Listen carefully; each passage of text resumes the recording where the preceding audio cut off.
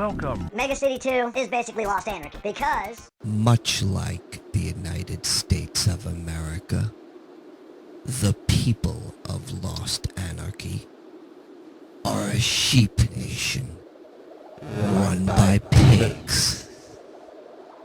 'Cause those dogs have been put to sleep. Woo! Just finished Judge Dredd Mega City 2, City of Courts. Or Dredd Goes to Hollywood, basically. Fuck yeah! By IDW, back 2000 AD, so it's pretty Americanized. What the fuck? It is pretty ironic that a post-apocalyptic dystopian cyberpunk series about America is better written by Brits. Really? I mean, yeah, it was originally a British comic, but it's basically like a big... Go fuck yourself. But they do a better job writing. Whatever. What the fuck is Mega City 2? Mega City 2, nicknamed Second Meg, was one of the 3 megacities in the former United States until its destruction in 2114. Its leadership was part of the triumvirate that oversaw Luna 1, and up to 2099, it was officially one of the United Cities of North America. Like its sister cities of Mega City 1 and Texas City, it was a dictatorship run by the judges. It was first described as covering 5,000 square miles of Californian West Coast, and a later map showed Mega City 2 stretch up to the entire American West Coast, covering California, Oregon, and Washington. Portland and Seattle, man. But whatever. Main spaceport is Los Angeles Spaceport. Yes, we have a spaceport. Son of surfer and babies in arms, the city was shown to be a brighter, more colorful place than Mega City 1, with an unpolluted ocean along its coastline and less oppressive paths. And now on to the main thing we're talking about. IDW's Mega City 2 City of Courts, which may or may not be the same continuity, it was depicted as a intensely crowded, media-intensive place that required a lot of money just to keep the taps running. It was so crowded that robot swarms had to keep building new roads to handle the traffic, and a number of post-Earth stories. The citizens resembled contemporary parodies of California. The city formed out of a growing urban sprawl and became partially self-governed under the Autonomy Act of 2052. With its own chief judge. Chief Judge Gabe Suarez became concerned about President Bush's action and attended crisis meeting with the other chiefs, only for the atomic war to break out mid-decision. I wonder if Suarez is related to Carol. Suarez was killed in an airburst while returning home from San Diego. Quadrant took him direct. But of course, San Diego is like... Everything is awesome. Because IDW is in San Diego. That sounds a little biased, no? Come on. President Booth was overthrown by the judges and finally captured in 2071. President Booth. That guy's a douche. I mean, come on. I think they created President Booth during the Bush administration. Either you are with us or you are with the terrorists. I wonder what corrupt president in 2000 AD are they gonna model after Trump? Who cares? Death Valley, not far from Mega City 2 border, was the site of the Battle of Armageddon against Booth's presidential Iron Guard. In the 2080s, the city re-legalized clone babies. I love the 80s! The city was part of the Civil War of 2083, joining Mega City 1 against disgruntled Texas City. If it ain't from Texas, it ain't. The conflict turned into a bloody stalemate, and Texas City was allowed greater independence. Bang! Soon! I'm going to the moon! Lunar 1 was built 2 years later, partly as a diplomatic gesture by 3 megacities would have control over it. Now for the main part of this whole thing. IDW Publishing ran a Judge Dredd Mega City 2 City of Courts miniseries in 2014 with Douglas Wolk, Ulises Farinas, and Ryan Hill. It's no Judge Dredd's America, don't get me wrong. It's not as epic as that. Well done! Wolk said, My internal rule was to not contradict anything either in the IDW Dredd series or the British stories, and to avoid picking a side in case where details on continuity were in dispute. This led to the story being set in 2094. And you can totally tell that, like, the people who made it just don't like the West Coast. Flying the city and its judges depicted with white gold uniforms and teddy bear logo after California's state flag, while SJS wore gray, white, and with dead face logos to look different in the cursed earth. Judges aren't armed with lawgivers and aren't riding log masters. They have cars, because, you know, no one walks in LA. As you can tell, YouTube is real strict about downloading, using our downloader and shit. Can't get the main one, so instead we found a cover of it.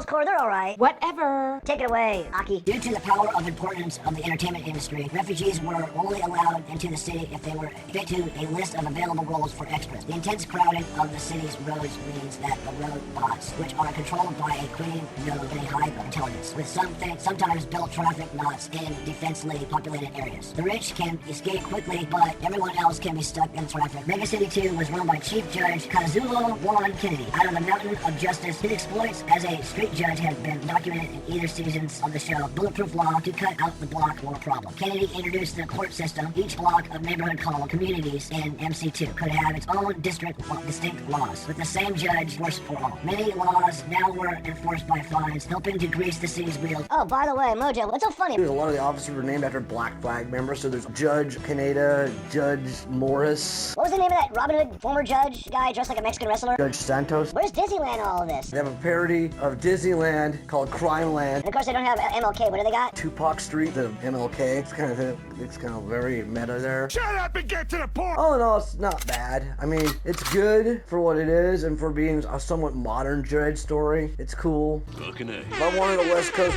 Dredd, I'd read martial law. But of course, everyone forgets about martial law because they like the boys. Speaking of the boys, I actually am looking forward to Stormfront. Did you just fucking join the Church of the Collective? As much as I hate when they gender swap characters and shit, but what they're trying to do with Stormfront, it looks like, is they're trying to show a toxic relationship with Stormfront and Homelander. No, don't be a pussy. Laser my fucking tits.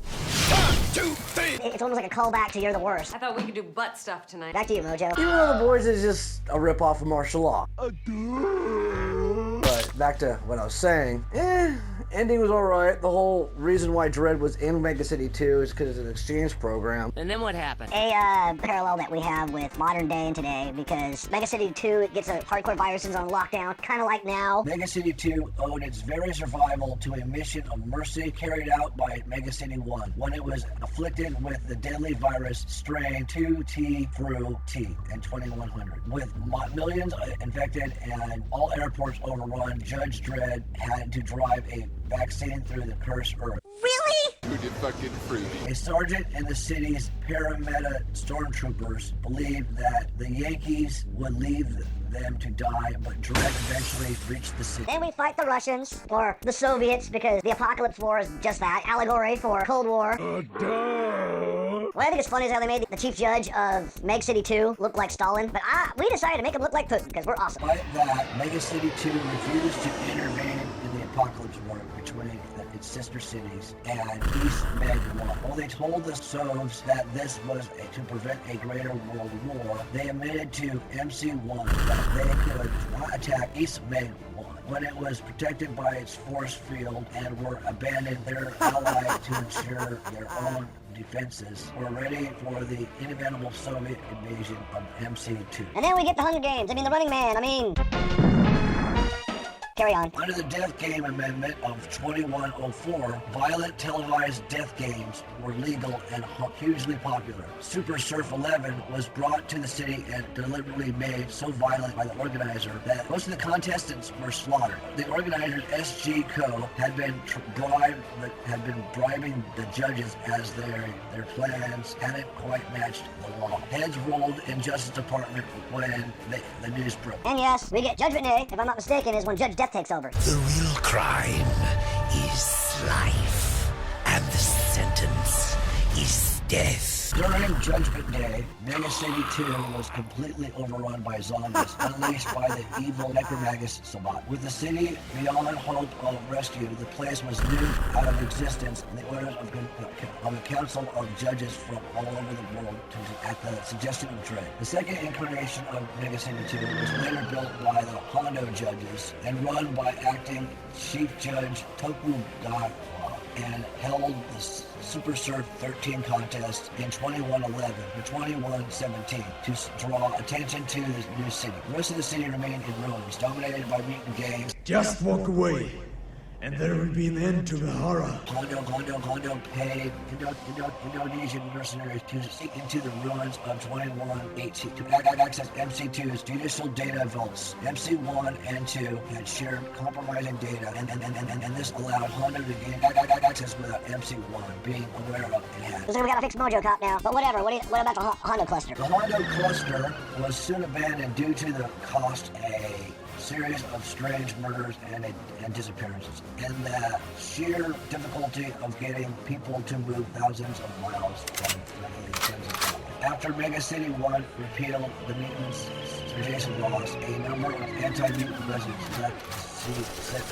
survivalist community in the MC2 ruins. Compound shoots mutant on... Yeah, kill them fucking beauties. What about the judges? A few remaining judges were trapped in a tech bunker, but were swiftly slaughtered when the gangs found them in 2130. What judges were left? Only Judge Garrison survived and sought from Mega City 1. Dredd was able to repulse the main gang and gain access to MC2 snapshot technology. It's all about motherfucking Dredd. After the event of Chaos Day, Mega City 1 Sov citizens were frequent targets for reprisal murders. Happy Chaos Day. 2135. As an alternative to deporting them to Meg City 2, or keeping them in internment camps. The city reported to the ruins of Mega City 2. Fucking commies, they're still around, I swear. East Meg judges helped transfer their citizens and their diplomatic relations. Part of the city was rebuilt as Sovsec, with Garrison as a senior overseer. Yeah, that's all I gotta say. Yeah, fucking Garrison, really? As always, fucking Mr. Garrison and the Russians are always doing shit behind our backs, huh? Ahead of his time, no? A year later, Sovsec was still understaffed, facing constant mutant raids. Supplies were rationed and construction of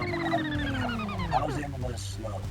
Homes were given by lottery. A visiting Galen DeMarco viewed it as a stopgap solution that's only going to blow up in everyone's faces. The compound glares uneasily at the nearby Juge. And yes, we decided to put Texas in charge of the mega cities. During Pamela Oswald's plans of recreating the United States with Texas in charge, she planned to negotiate to bring all the remnants of MC2 into her system. She acknowledged Meg City 2, East Meg 2, would be happy with the Sovsec being involved. Get on with it. Yes, get on with it. All in all, I give this probably like a 6 out of 10. It's good, but it wasn't like great.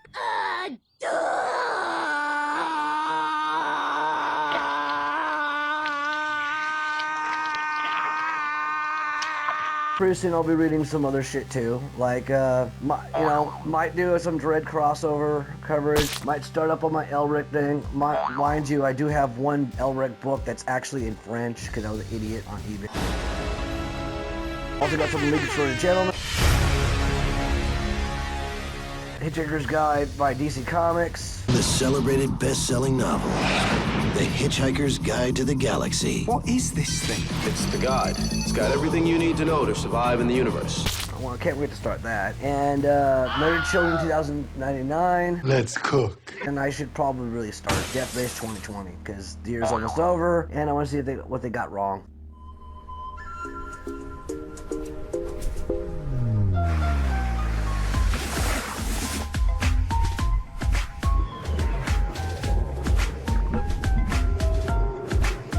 New issue of Lost Anarchy magazine's out. Issue number 18 of Lost Anarchy magazine. And, Go fuck yourself. I'm asking all you people, because we're living in a...